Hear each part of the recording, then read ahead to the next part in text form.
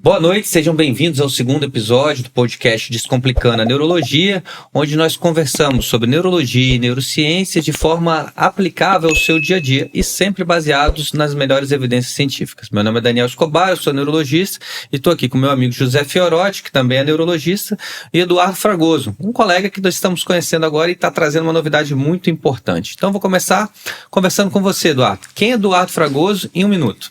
Show, bom pessoal, eu sou, primeiro de tudo, uma pessoa muito curiosa e acho que foi aí que eu acabei me metendo no meio do caminho entre a medicina e a engenharia. Sou engenheiro mecânico de formação, não sou médico, mas sempre fiz aí uma carreira muito voltada para a área médica, né?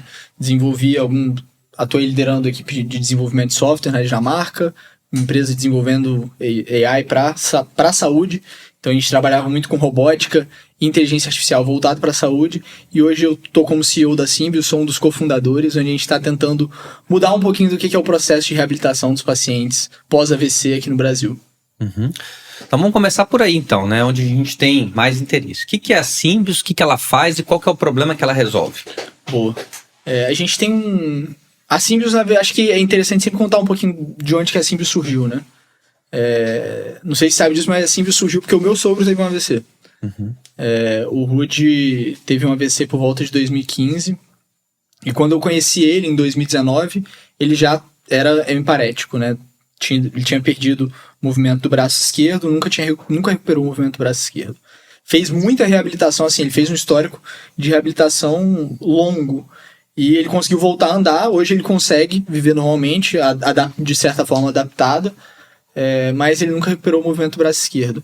E na época eu já estava formando em engenharia mecânica, e eu tinha um professor que estava fazendo um pós-doc em Harvard, num laboratório dentro do Spaulding Rehabilitation Hospital, que é uma das principais referências na nossa área. Estive lá semana passada e é fantástico conseguir conversar com o que o pessoal faz lá. E aí eu mandei um e-mail pro Rafael, falei: Rafael, eu era já do laboratório de onde o Rafael vinha, né, fazendo pesquisa na área de robótica. Falei: Rafael, eu acho que a gente consegue desenvolver alguma coisa com robótica para ajudar os pacientes a recuperarem depois de um AVC, né? Contei a história do meu sogro, que ele tinha perdido o movimento do braço. E aí o Rafael na hora falou: não, vambora, vamos tocar isso. E aí a gente começou um desenvolvimento. E aí isso começou de forma muito acadêmica no começo, né? O Rafael estava em Boston, isso era novembro, ele voltava em janeiro. Janeiro a gente sentou para conversar, eu falei: Rafael, só tenho uma restrição nesse projeto. Eu não quero que quando a gente termine a fase de pesquisa, isso vire um projeto de gaveta e que não vai ajudar nenhum paciente. O nosso objetivo tem que ser levar isso para os pacientes. E esse tem sido o nosso objetivo desde então. Então a gente começou o que é o primeiro exoesqueleto de membro superior do Brasil, o primeiro exoesqueleto portátil para reabilitação do mundo, e hoje o exoesqueleto para reabilitação mais leve também do mundo. Isso graças a uma série de tecnologias que a gente desenvolveu dentro da Symbios e que a gente patenteou para permitir trazer uma reabilitação melhor e mais engajante para os pacientes. Bacana. O que é um exoesqueleto? Boa. O pessoal pensa em exoesqueleto e pensa num homem de ferro, né? Um exoesqueleto, assim, em termos médicos, nada mais é do que uma órtese, mas uma órtese robótica, né? Então você pensa em um robô vestível. É um robô que a gente veste no braço do paciente e ele ajuda o paciente a executar os movimentos. Então, no caso do M-Flex, que é o nosso exoesqueleto, a gente tem 3 graus de liberdade, que a gente chama 3 articulações, que é o movimento de flexão e extensão do cotovelo, pronação e espinação do antebraço e abertura e fechamento da mão. Com isso eu consigo fazer o quê? Eu consigo ajudar o paciente a interagir com o ambiente. Então, o paciente que não tem movimento, ele consegue agora executar esses movimentos. Seja desde um terapeuta indo lá apertando um botão na tela, que vai mover o braço dele, seja dentro de um jogo, ou seja ele usando uma interface cérebro-máquina. Então a gente consegue navegar por todas as formas necessárias para fazer com que aquele paciente que perdeu o movimento volte a movimentar. Como que funciona através do jogo? Como que ele faz essa movimentação através do jogo? E como que é a interface cérebro-máquina? Boa. Porque apertando o botão eu entendo, né? São 3 movimentos que faz. Então, flexão e extensão, pronação, supinação, quer dizer, e flexão e extensão dos dedos. Apertou um botão aqui, o fisioterapeuta botou, ele faz. E no jogo, como que ele... A gente tem se investigado... Realidade virtual? Também. A gente tem, dentro da Sims a gente tem 2 braços. Um braço que é clínico e outro braço que é acadêmico. Porque a gente está ali na fronteira entre realmente o que é ciência, né, academia, e o que é mercado, né? O que é área, o estado da técnica, né, que a gente chama. Então a gente tem esses 2 braços. Um braço trabalha desenvolvendo tecnologia para pesquisa e outro braço trabalha desenvolvendo tecnologia clínica. Nesse braço acadêmico a gente começa já a explorar essa parte de interface cérebro-máquina. Interface cérebro-máquina nada mais é do que eu utilizar sinais biológicos, seja sinal de EEG ou sinal de EMG, por exemplo, para controlar um dispositivo. Então eu consigo, através de um EEG, captar o sinal cerebral do paciente, passar isso por um algoritmo de inteligência artificial treinado que vai classificar a intenção de movimento do paciente. E a partir dessa classificação, essa classificação vira quase como o apertar do botão. É um vetor, né? Que no final das contas a inteligência artificial gera um vetor que vai direcionar o movimento de determinada região. Exatamente. Hoje, isso não está ainda indo para a clínica. Isso que eu quero. Porque é algo ainda complexo de se escalar, né? Até o meu mestrado foi em cima disso. Meu mestrado foi o quê?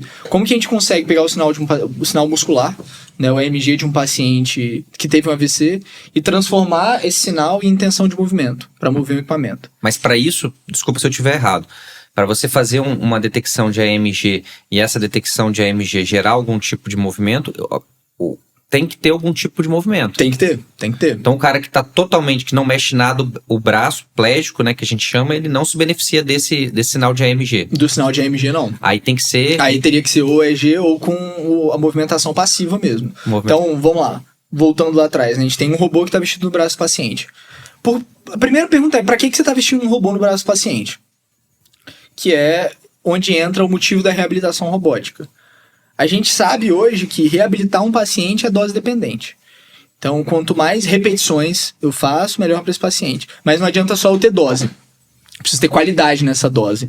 Eu preciso ter participação ativa desse paciente. E aí que entra a parte de inteligência artificial. Então, a gente desenvolve estratégias para controlar o dispositivo e perceber a intenção, detectar a intenção de movimento desse paciente, ou induzir a intenção de movimento do paciente para que ele comece a fazer o movimento e aí o exoesqueleto participe, ajudando ele a executar esse movimento. Esse você está falando já do seu braço comercial. Isso já é comercial, tá. Exatamente. Então ele não é só, né, o que a Simbio comercializa hoje não é só um dispositivo que a gente aperta um botão, ele vai para um lado para o outro. Ele já detecta, ele passa para a fase 2, né? Isso. Que é, ele detecta um certo movimento, interpreta e modifica ou auxilia o movimento na reabilitação do paciente. Exatamente. Né? E a partir daí, você consegue inserir nesse contexto de uma realidade virtual. Exatamente. Como que é essa inserção? A gente vê que isso é uma coisa muito interessante. O que começou a se observar? Que esses pacientes, quando eles iam fazer um exercício normal, o paciente achava monótono, cansava, e não fazia o número de repetições que precisava fazer. Então você precisa pensar, se eu preciso induzir neuroplasticidade nesse paciente, eu preciso fazer centenas de repetições. E numa sessão de reabilitação convencional, terapeuta-paciente, você vai fazer 30, 40 repetições. Isso foi até um teste que a gente já fez, estudo que a gente fez para comparar essas duas coisas. E aí o que começou a se pensar? Como é que eu consigo engajar o meu paciente em fazer mais movimentos, fazer mais repetições, participar ativamente da sessão de reabilitação, sem que o meu paciente canse? Aí a gente traz a gamificação. O que são isso? É o que a gente chama de jogos sérios. Então são jogos que o paciente está interagindo. Seja flexionar e estender o braço para movimentar um arco que atira uma flecha em um alvo. E dentro dessa gamificação, o paciente ele faz centenas de repetições. Então, para te dar um exemplo, essa medição que a gente fez, a gente pega uma sessão de reabilitação, 30 minutos, e mede quantas repetições esse paciente fez. Na média, o paciente vai fazer de 30 a 40 repetições nesse período. A gente pega com o M-Flex, com o exoesqueleto de membro superior, e bota o paciente para fazer uma gamificação. Em 5 minutos, a gente faz 120 repetições. Então a gente aumenta essa dose exponencialmente. À medida que aumenta, e não é só aumentar a dose, é aumentar a dose com participação ativa e feedback para o paciente, que é o que a gente precisa para induzir a neuroplasticidade e fazer esse cérebro do paciente que foi lesionado começar a se rearranjar. E você falou que você não sabe nada de medicina não, né? Falando sério de feedback. Isso é o que a gente vai aprendendo ao longo do caminho, né? Mas, então a gente traz a gamificação para inserir o paciente no ambiente, isso pode ser feito seja com uma tela, paciente vendo isso, ou com realidade virtual. A gente já testou com realidade virtual também, mas os pacientes eles começam a ter um pouco de enjoo com o passar do tempo, né? Eles vão ficando enjoados. A realidade virtual, ela causa um pouco disso, né? Você fica um pouco enjoado depois de um certo tempo e aí o paciente acaba não conseguindo participar por tanto tempo. Aí a gente prefere manter uma gamificação normal. Que é uma telinha ali. Uma tela, o paciente está interagindo, e aí a gente consegue criar uma infinidade de formas do paciente interagir. E não só na gamificação, pô. Traz atividades da vida cotidiana desse paciente, pegar um copo, levar até a boca, atividades funcionais, né? Que é o que, no final das contas, a gente quer trazer para esse paciente. A gente quer trazer funcionalidade para o braço. Então, a gente quer aliar a robótica e a inteligência artificial para devolver movimento. E trazer isso com escala. Perfeito. E me conta uma coisa aqui. Você disse que você está conseguindo aplicar isso e que já falou mais cedo com a gente que já publicou alguns estudos, né, nessa área. Como que você já tem estudos comparando o resultado de pacientes que estão fazendo isso? Como que tá? Esses estudos em humanos, existe já? A gente já tem vários estudos. Isso é algo interessante, né? A reabilitação robótica ela não é uma coisa nova. Não, desculpa, talvez eu não tenha me feito claro. O seu grupo. Sim. A gente tem estudos nossos também. A gente até está começando agora, vai começar agora um estudo importante no Central, né? Que está sendo apoiado pelo CNPq. Mas acho que é importante sempre falar um pouco do que é a história, claro. Né? A robótica, a ideia de você trazer robótica para a reabilitação, ela surgiu em 1989, quando a gente nem tinha robô em indústria, né? E quem foi considerado assim, um dos pais dessa área é o Krebs, né? Um pesquisador brasileiro no MIT. E aí ele teve a ideia de, vamos acoplar um robô industrial no braço de um paciente e esse robô ajuda o paciente a mover o braço. Isso daí ele criou um conceito que a gente chama de minimum assistance, ou assistance as needed, que é ajudar o paciente a mover o braço só quando ele precisa. E aí, em 1999, eles fizeram o primeiro estudo clínico com resultados positivos e depois daí começaram a surgir uma série de pesquisas em cima de como que a gente consegue induzir neuroplasticidade utilizando robôs. E aí, por volta de 2010, começam a surgir as primeiras empresas que tentavam desenvolver tecnologias voltadas para desenvolver robôs, exoesqueletos. Não necessariamente exoesqueletos, podiam ser robôs como um joystick mesmo, que o paciente interage, aquele joystick está sendo... O joystick, ele na verdade é um robô, né? Ele ajuda o paciente a mover para lá e para cá. Os primeiros exoesqueletos eles começam a surgir mais tarde. E aí começa a surgir uma série de dispositivos e com isso vai crescendo. E aí a gente entra no início das nossas pesquisas em 2019. De 2019 para cá, a gente já fez uma série de estudos clínicos com pacientes pós-AVC, tanto pacientes em estágio agudo quanto pacientes em estágio crônico.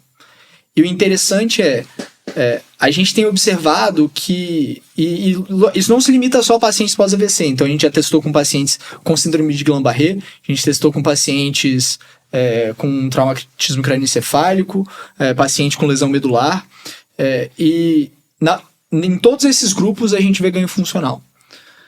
E o interessante é que muitas vezes em pacientes crônicos pós-AVC a gente observa ganhos funcionais. Então a gente atendeu pacientes na MSCAM, por exemplo, com mais de 10 anos de lesão, em que a gente observa ganhos funcionais, que a gente avalia esses pacientes não só pelas escalas, avalia como é que está a evolução do AMG desse paciente, da cocontração do AMG desse paciente, e a gente também observa ganhos. Então a gente hoje tem tido resultados muito bons na reabilitação, em trazer ganho funcional, melhora de qualidade de vida para esses pacientes. E agora eu acho que vem talvez o que seja o estudo mais importante, né? Que é pegar uma tecnologia como essa e levar para o SUS, que é onde os pacientes onde a gente realmente tem a massa de pacientes que precisa disso, né? E aí que entra o estudo em parceria com o Central. O Fiorelli foi muito corajoso de me escutar quando eu mandei uma mensagem para ele. Na verdade, já tem alguns meses isso, né? Talvez a gente começou a conversar, talvez um ano mais ou menos. Por aí. Depois você me mandou uma mensagem, eu falei, mano, não tô entendendo nada, o que é isso aqui? Mas naquele primeiro momento ali eu falei, bom, parece ser um negócio assim que é revolucionário com a nossa realidade, né? De quem atende AVC no SUS. Parece um negócio assim muito longe, muito longe. E diante de uma possibilidade de ter uma parceria, onde o hospital praticamente não vai gastar nada, os pacientes não vão pagar nada e vão ter acesso a uma tecnologia nova que parece ser realmente extremamente promissora, e fazendo ainda mais dentro de um contexto de um estudo científico, né, respeitando todos os princípios éticos e princípios respaldados, como você me disse aí, pelo CNPq. Acho que vai ser um ganho de qualidade muito grande, não só para os pacientes, mas para a instituição, né? Você ter pesquisa clínica dentro do hospital. Não há nenhum braço dessa, fazendo analogia ao seu produto, não há nenhum braço dessa história que não vai ser beneficiado. Todo mundo, a ciência, o Estado, sim, o hospital, os pesquisadores, principalmente os pacientes, né? É muito interessante isso. E assim, isso acho que a conversa com o Central foi muito legal, até com a Carol, que assim, a primeira coisa que a Carol falou pra gente aí, sempre coisa de Carol, ela tá à frente. Carol que é coordenadora de pesquisas da instituição que administra o hospital. Exato. A primeira coisa que ela falou pra gente vocês querem fazer isso pra quê? É pra desenvolver tecnologia pra ir pro particular ou é pra desenvolver tecnologia pra ir pro SUS? E aí isso virou... o nosso objetivo sempre foi, a gente quer desenvolver tecnologia pra melhorar a qualidade de vida dos nossos pacientes, mas a gente realmente nunca parou pra pensar assim, onde é que tá a massa de pacientes que a gente precisa atender? Que tá no SUS. E aí foi um estalo de chave, como é que a gente faz um estudo que não é só para demonstrar que o negócio funciona, mas para levar essa tecnologia realmente para o SUS. E aí a gente começou a estudar qual é o processo para a gente incorporar uma tecnologia no SUS, como é que a gente faz um estudo que vá depois, lá na frente, servir de base para que a Conitec, né, que é a agência que faz a avaliação de tecnologias que vão entrar no SUS, possa usar isso como embasamento. Então isso não é só uma pesquisa clínica que vai virar e vai falar, funciona ou não funciona. Funciona a gente já sabe. A reabilitação robótica hoje ela tem grau de evidência 1A. A questão é, ninguém hoje no mundo conseguiu fechar a conta de como é que a gente leva isso em massa para a população. E esse é o nosso trabalho. Eu sempre falo que a gente tem a meta aí de atender 1 milhão de pacientes nos próximos 5 anos, e o único meio da gente fazer isso é se a gente levar isso em massa para a população. Então, o desenho da tecnologia que a gente fez, ele foi desde o começo de parar e pensar, como é que a gente tropicaliza, né, essa tecnologia que a gente tem lá fora? Porque um exoesqueleto lá fora custa $200 mil. Se a gente traz isso pro cenário, não é nem só questão financeira, mas assim, só o financeiro já inviabiliza, né, tecnologicamente aqui no Brasil. Como é que a gente desenha isso para caber dentro dos moldes de reembolso de plano de saúde, dentro do modelo financeiro de um sistema de saúde público, majoritariamente público, que a gente tem. Então a gente começou a desenhar tudo isso depois dessas conversas, que a gente parou e olhou, às vezes tem que achar um meio termo ali da eficácia, da custo-eficácia, né? Exato. Talvez no exoesqueleto você consiga equilibrar isso, né? Qual é o melhor modelo para isso? A gente há pouco tempo estava conversando sobre justamente essa dificuldade que a gente tem de incorporar tratamentos de fase aguda, como foram difíceis de se incorporar no sistema de saúde brasileiro e no âmbito do SUS. Eu vou citar um exemplo aqui que é natural. Ninguém, né, quando a gente cria uma terapia, vamos botar o exemplo da trombectomia e da trombólise. Uhum. A pessoa, quando ela criou a trombectomia mecânica e a trombólise, ela não pensou em criar um produto voltado para as exigências da Conitec. Sim. Tanto que aprovar a trombectomia mecânica na Conitec demorou 10 anos, né? Então, mais um pouco. Foi aprovado no mundo em 2015, nós conseguimos incorporar no Brasil em 2023, 8 anos. 8 anos. Por causa do estudo Resilient, que foi de 2016 a 2018. Então aqui você já está fazendo o caminho correto. Você já pegou o regulamento, né? Que é a Conitec, e está querendo como aplicar isso. E já nesse sentido, a gente está no Brasil e no Espírito Santo. E nós somos um país em desenvolvimento. E isso, quando a gente vê uma tecnologia como a sua sendo trabalhada dentro do nosso estado, nos enche de orgulho, vamos assim dizer, mas bastante curiosidade. É uma realidade distante pra gente quando você fala sobre estou criando um exoesqueleto que faz reabilitação e AVC. Isso pra gente que trabalha no SUS, a gente ouve falar, né? Eu ouvia falar que existia isso aí na Copa do Mundo, né? O cara ia chutar a bola, mas assim, quais foram, onde você, vamos começar assim, quais foram as dificuldades que você encontrou até aqui? Nossa. Só isso. As principais. Eu acho que o que a gente mais encontrou, na verdade, no meio do caminho foi dificuldade. A primeira delas é financeira, sempre. É um estudo que a gente começou em 2000... primeira conversa em 2019, a gente começou o estudo a desenhar em 2021 para começar o desenvolvimento começar a desenhar em 2020, né, digital, porque o primeiro trabalho é digital, é pesquisar, é fazer uma modelagem digital do que seriam equipamentos, das tecnologias, para a gente começar a desenvolver em 2021 de verdade. E em 2021 foi o primeiro confronto que a gente teve, que é o quê? A gente não tem recurso para desenvolver uma tecnologia dessa aqui no Brasil. Normalmente, um exoesqueleto, você pensa só, é um equipamento que um paciente está vestindo. O paciente pós-AVC, normalmente ele tem o quê? Subluxação de ombro. Então, se eu coloco um equipamento pesado no braço do paciente, esquece. E aí... Usar materiais leves, né? Usar materiais leves. Caros, né? Que são caros. Então, é fibra de carbono, alumínio aeronáutico. Não dá pra botar um aço no cara. E se você for ver, até por conta disso, a maior parte dos equipamentos que tem para reabilitação desse tipo, mesmo quando você olha lá fora, eles não são um equipamento vestível, bonitinho. Ele é uma estação que está apoiada no chão, chumbada, que pesa 200 quilos.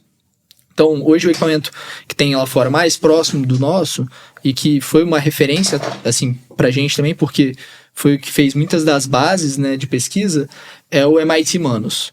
O MIT Manus é um equipamento que deve pesar 205 quilos, e é uma estação. O Armeu é um equipamento que pesa em torno disso. O Armeu eu sei que pesa 205 quilos, né, por isso o número. Então, assim, não dá pra botar no braço de um paciente. E aí, o que acontece? Como é que você faz para transformar isso em algo viável? Normalmente, você tem um equipamento leve, significa que a maior parte do peso disso aí é motor. É eu colocar um motor ali que vai mover cada junta do braço. Se eu preciso botar no braço da pessoa, precisa ser leve. Então, eu preciso recorrer a motores que são extremamente eficientes. Um motor vai custar em torno de R$20.000. Aí você tem ainda o redutor, que é o que transforma a velocidade do motor em força. Aí mais R$20.000. Então você pensa, para cada junta, para cada articulação, R$40.000. A gente tem 3, que a gente trabalha no M-Flex. Então aí só já deu de custo de motor R$120.000. Aí, na hora que a gente parou para fazer a conta, a gente falou, não dá. Vamos ter que desenvolver alguma outra tecnologia. E aí a gente percebeu que não bastava a gente desenvolver o exoesqueleto, a gente tinha que desenvolver a base tecnológica do exoesqueleto. Então a gente não começou desenhando o equipamento, a gente começou desenhando as bases dele. Então a gente desenvolveu tecnologia de motor, de atuador robótico. A gente tem uma patente que acho que não precisa muito explicar aqui, mas que é um sistema que a gente chama de transmissão Bolden, que imagina o freio da bicicleta, né? Você tem o cabo ali que transmite o movimento da manete do freio até o freio de fato. Funciona mais ou menos aquilo, só que um pouco mais tecnológico. Então eu tenho o motor num canto, o braço da pessoa no outro, e eu transmito essa força por um cabo e eu consigo controlar essa força. A gente desenvolveu uma patente que permite que a gente barateasse, passasse de usar um sistema que custava 40 mil para fazer um sistema que o nosso conjunto custa 1.000. Então a gente barateou hoje, o nosso custo de produção é da ordem de 100 vezes menor do que é o custo de produção de alguns equipamentos. E aí isso é o que permite e lógico, isso foi o quê? Olhando e falando como é que a gente tropicaliza essas tecnologias, como é que a gente transforma elas viáveis no cenário daqui. Então a gente pôde, como eu falei, né, não foi uma coisa que surgiu hoje. Essa é uma tecnologia que surgiu há 20 anos atrás, que começou a ser pensada 20 anos atrás. E o pessoal já está tentando fazer isso lá fora. Então a gente pôde olhar e falar, o que estão tentando fazer lá fora que deu errado?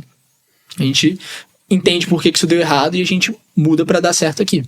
Então a gente sempre se espelha muito nas outras tecnologias, né? E como eu falei, desenvolver tecnologia de base. Então a gente tem hoje a nossa própria tecnologia de controle de motores, a gente tem a nossa própria tecnologia de captação de sinais biológicos, né? Como eu tinha falado, de eletromiografia.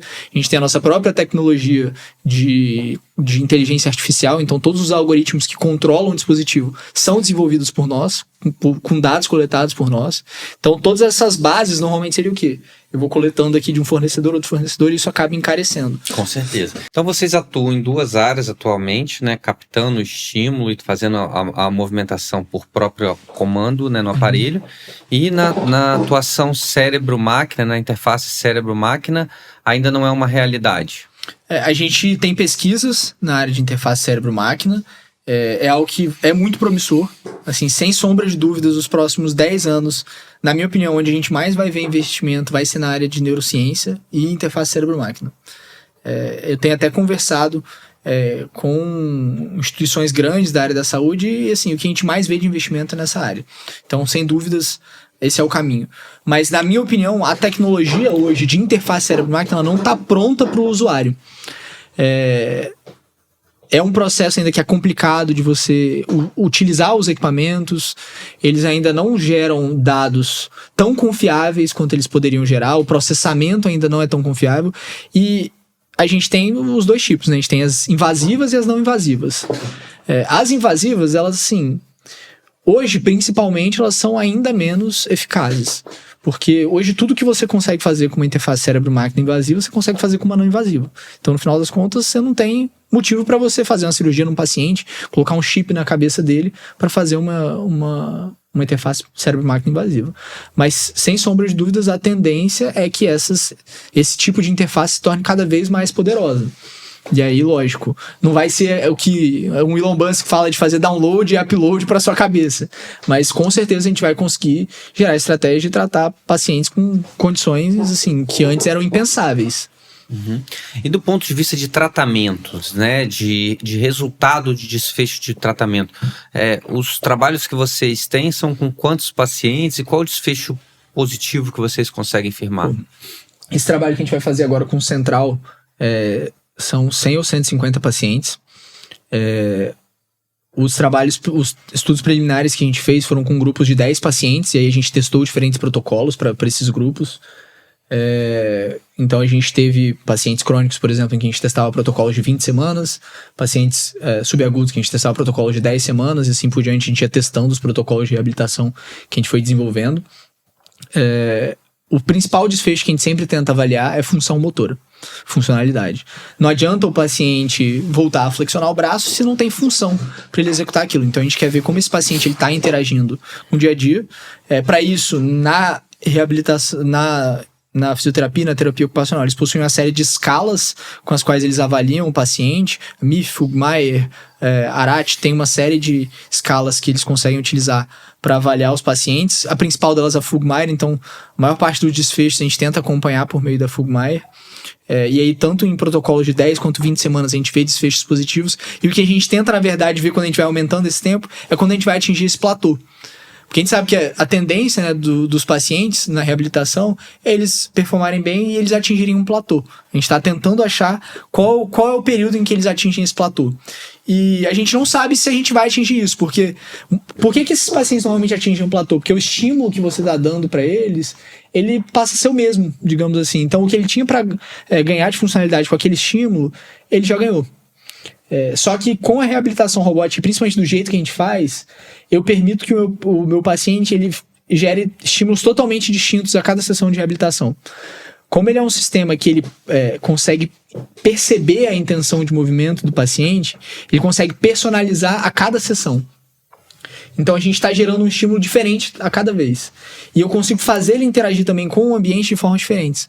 Então é aquilo que eu falei, se eu quero que esse paciente ele treine hoje, pegar um copo e levar até a boca, eu consigo programar ele, literalmente dar um prompt para ele, falar, pegar o copo e levar até a boca, e ele transforma isso em um conjunto de atividades que o equipamento vai fazer. Então a gente tem integrações com inteligência artificial para fazer isso. A gamificação é um estímulo diferente. Quero atividades funcionais, seja pegar um copo, abrir uma porta, e a gente consegue ir treinando esses estímulos e cada vez mudar a forma como esse paciente está reabilitando. Então a gente ainda não sabe quando que a gente vai atingir esse platô com esses pacientes. Então até agora os protocolos dos estudos que a gente fez, tanto de 10 quanto de 20 semanas, são positivos, e a tendência é a gente aumentar isso. O que a gente está fazendo de tão diferente nesse estudo do Central que ninguém fez até hoje? Pelo menos não no meu conhecimento. É começar a reabilitação do paciente com um exoesqueleto 24 horas após o AVC. Então, a gente já sabe, né, que a reabilitação desses pacientes ela é dose dependente, e também que ela tem uma janela de ouro para você reabilitar os pacientes. Então, hoje os estudos indicam que iniciar a reabilitação nos primeiros 90 dias é fundamental. A janela de ouro está ali entre 60 e 90 dias. Mas estudos clínicos também mostram que o paciente que começa a reabilitação nas primeiras 2 semanas, ele tem desfechos funcionais muito superiores. E qual é o grande problema quando a gente olha a reabilitação no Brasil? Muitas vezes o paciente ele recebe a reabilitação na unidade de AVC e ele para de receber reabilitação quando ele sai da unidade de AVC.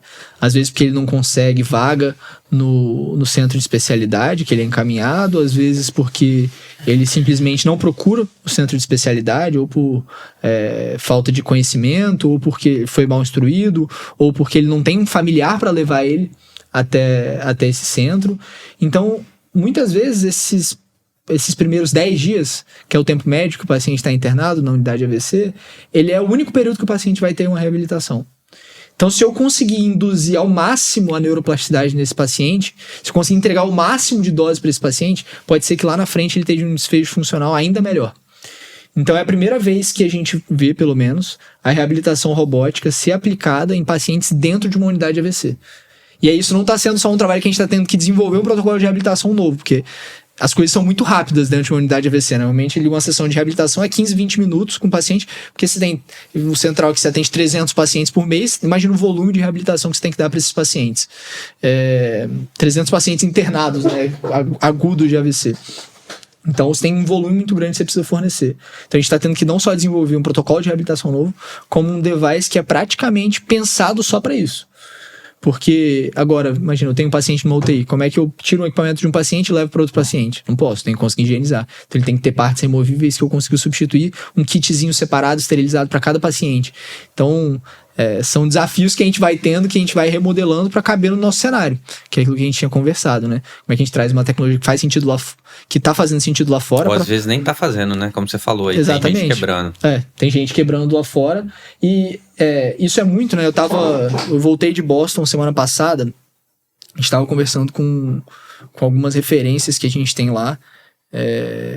E isso é muito gratificante pra gente, né? Porque a gente vê o pessoal elogiando o nosso trabalho daqui e a gente fica muito feliz.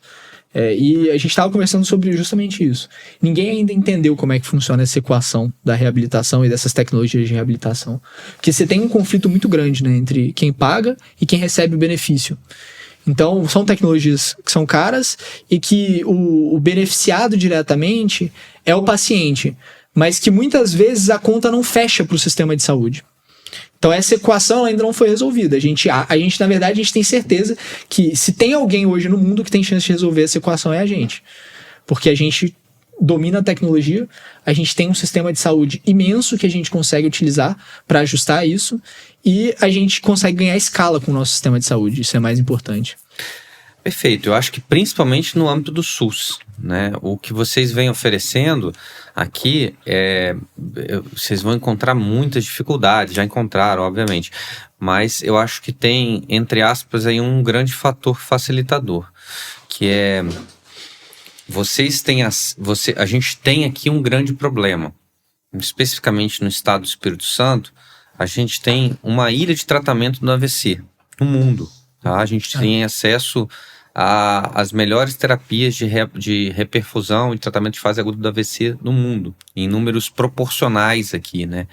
E aí esse paciente recebe esse tratamento, você falou que aí fica com reabilitação só na unidade de AVC. Quando o paciente tem acesso a uma unidade de AVC, ele é um paciente privilegiado. A realidade é não ter no Brasil. E aí como que vai ser daí para frente? Daí para frente, esse paciente, a realidade dele é que ele não teria acesso. Então agora será que é melhor não ter acesso ou ele ter acesso a um serviço de reabilitação robótica, né? Eu acho que esse vai ser o grande diferencial, que um facilitador. A população não recebe acesso aqui, então agora vocês estão dando a oportunidade de ter acesso. Porque comparar, aí eu vou te perguntar, comparando, né, o sistema de reabilitação robótica com o sistema de reabilitação manual, como que é essa comparação? Boa. É muito difícil você comparar um tipo de reabilitação com outro, porque a reabilitação é naturalmente personalizada para o paciente, né? Então, o papel do terapeuta é o quê? Entender qual é a condição do paciente, fazer um treino específico para ele que vai induzir a neuroplasticidade e ganho funcional. Então, quando você vê a literatura, você vê lá terapia robótica versus terapia convencional, mas nunca se especifica o que é terapia convencional. Então você tem uma série de coisas que você pode fazer na terapia convencional. PNF. Pode ser terapia de contenção induzida, em que eu tô só contendo o braço do paciente, forçando ele a utilizar o braço parético. Você tem uma série de terapias que podem ser utilizadas para reabilitação. O que a gente vê hoje é que nenhum estudo clínico grande coloca a reabilitação robótica como inferior à reabilitação convencional. Ou ela é equivalente ou ela é superior. Só que a gente tem uma outra vantagem da reabilitação robótica que é fundamental, que é a escala. Isso. Que eu agora não preciso ter um terapeuta atendendo um paciente. Eu consigo ter um terapeuta atendendo múltiplos pacientes. Como isso? Agora, e isso já tem estudos clínicos demonstrando isso, tem um estudo clínico, vai me fugir agora o nome do pesquisador, mas recente, em que eles tentam montar um perfil, que eles chamam de perfil de modelo organizacional, que é o que a gente vê na maior parte das clínicas de reabilitação, que é um fisioterapeuta e um monte de paciente em equipamentos diferentes. Só que ao invés de você botar o paciente para fazer um FES, você bota o paciente num exoesqueleto para fazer uma reabilitação robótica. E o que se vê é que o desfecho que o paciente tem nessa proporção de 4:1 é equivalente ao se ele estivesse numa reabilitação convencional intensiva, 5 dias na semana, fazendo 1:1 com o terapeuta. Ou seja, só nesse estudo demonstrou-se que se consegue ganhar escala em 4 vezes com a reabilitação robótica. Por quê? Eu reduzo a participação ativa do terapeuta, e aí surge muito a pergunta, né? Pô, mas você está roubando trabalho do terapeuta, e isso é a maior falácia que existe. Porque hoje no Brasil, só 1/3 dos pacientes têm acesso à reabilitação. Eu arrisco dizer que é mais, menos. Não, possivelmente. Assim, o que a gente vê na literatura, são poucos os estudos que analisam isso no Brasil, né? Mas o que a gente vê na literatura é 1/3. Eu também acho que é menos, pela experiência que eu tive. E pelo que a gente vê nos centros de especialidade aqui, né? Então, assim, se a gente conseguir aumentar em 4 vezes a capacidade de atendimento que a gente tem hoje, a gente ainda vai demorar para conseguir atender todo mundo. Então, nunca... essa história não existe. O ganho de escala, ele vem para beneficiar o paciente e dar mais acesso à reabilitação de qualidade. Exato. E olha só, você falou que está trabalhando com estudos clínicos e existe um braço da sua empresa que é para comercializar o produto. Esse produto, estou com um paciente com AVC, fora do sistema público, eu quero indicar. Eu consigo indicar para ele o que falta, qual que é a sua previsão? Boa. O M-Flex, ele hoje já está sendo utilizado nos principais centros aqui do Espírito Santo. Nas principais universidades, né, daqui do Espírito Santo. A gente faz comercialização não só para clínicas e hospitais, mas também voltados para pesquisa, né? E como esse é um equipamento que ele está passando para uma versão nova agora, a gente comercializa primeiro as versões as versões acadêmicas, porque a gente consegue ter o feedback de quem está fazendo estudos clínicos. Então, a gente tem hoje dentro da UFES, a gente tem dentro do MESCAM, a gente vai ter muito em breve dentro do CREFES, que é o Centro de Reabilitação. CREFES vai ter um também? Vai ter. A gente vai ter dentro do Central. Então a ideia é que a gente tenha dentro do SUS Capixaba. O CREFES muito em breve, a gente já tem conversa.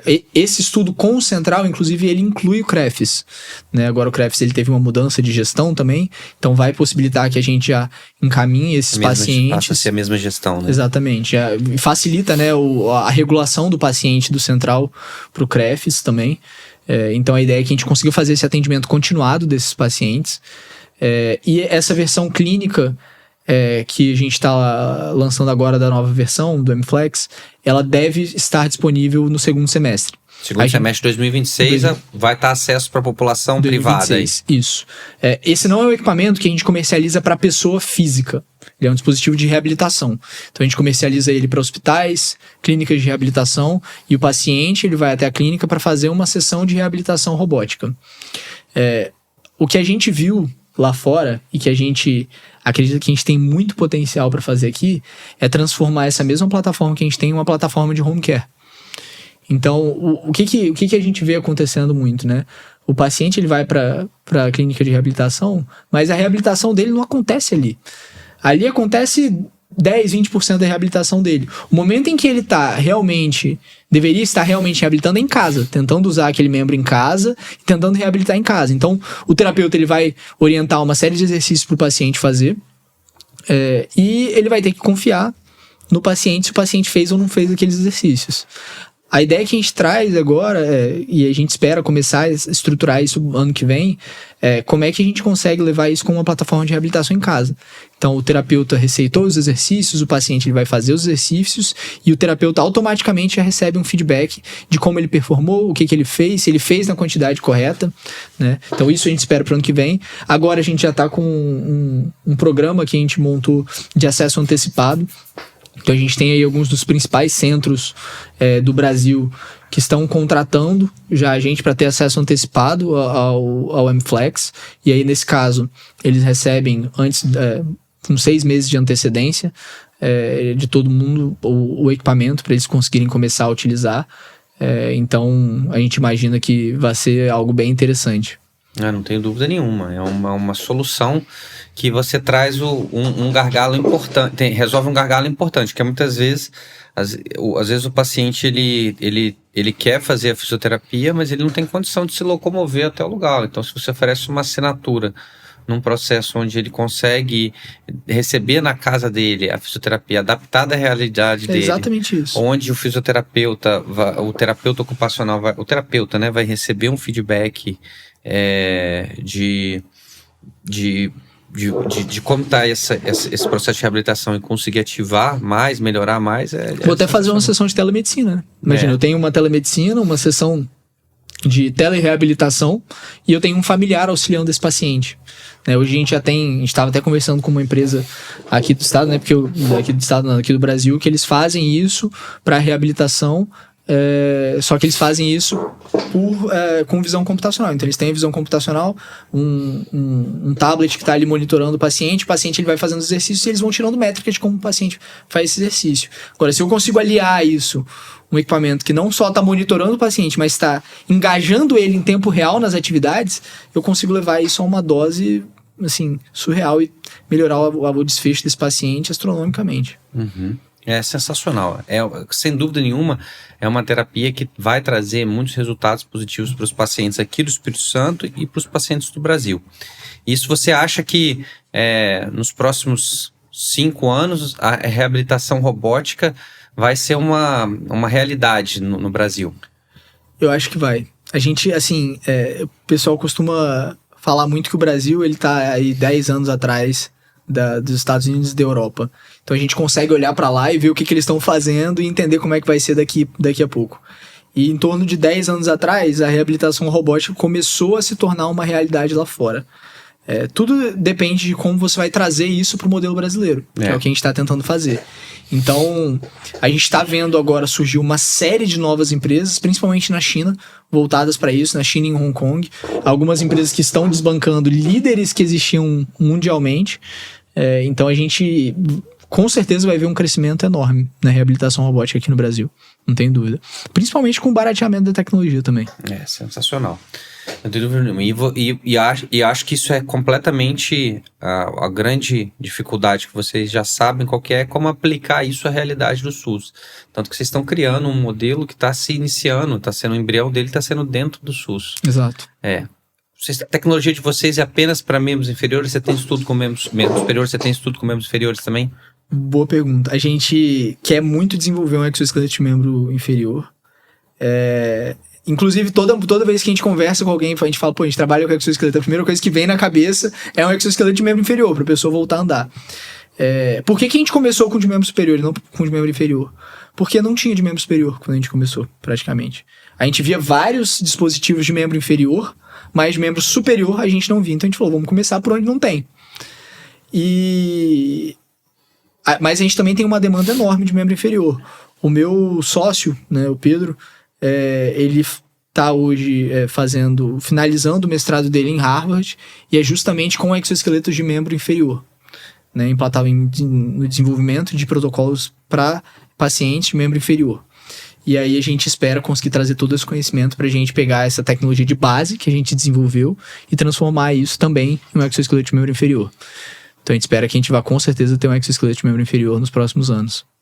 Sem dúvida nenhuma, estamos ansiosos para que isso torne realidade, para seus estudos no Central, que de novo, eu reafirmo para você está realmente, acho que você fez uma leitura muito boa, você está num lugar perfeito para poder desenvolver. Eu acho que é impressionante como você fez isso tudo aqui dentro do Espírito Santo, mas você está no lugar ideal para que a população se beneficie mais, que você consiga apresentar resultados cada vez mais positivos.